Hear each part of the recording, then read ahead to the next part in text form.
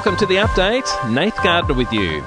Both Victoria and New South Wales are reintroducing mask mandates. In Victoria first, the safety measure will be for all indoor settings except the home for everyone aged 8 and over.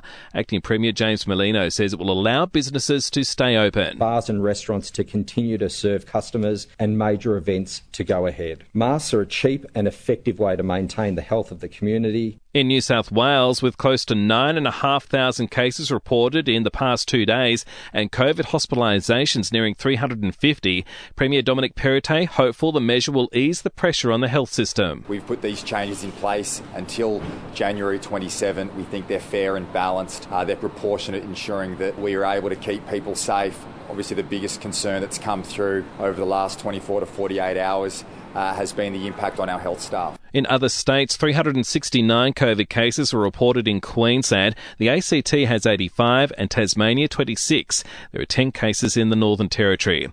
Australia's booster program, meantime, is well ahead of federal government expectations. Almost 2 million people have had their third dose of a COVID vaccine.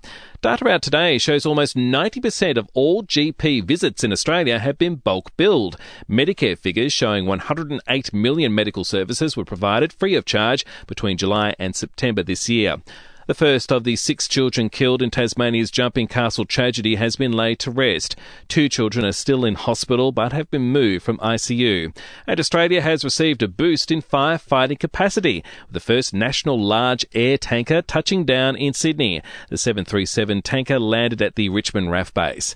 That leads us to sport now. Aussie coach Justin Langer has made a call on opener Marcus Harris. The batsman will line up for the Australian side at the Boxing Day Test despite being out of form, while Langer also says despite sore ribs for Mitchell Starc, the bowler is likely to play. He should be fine. He's tough. But if he's not right, then we'll look at it. But at this stage, there's no indication suggesting he won't be playing the next Test match. The BBL continues with the Brisbane Heat taking on the Adelaide Strikers, while the NBL game between the Illawarra Hawks and South East Melbourne Phoenix has been postponed due to a COVID scare.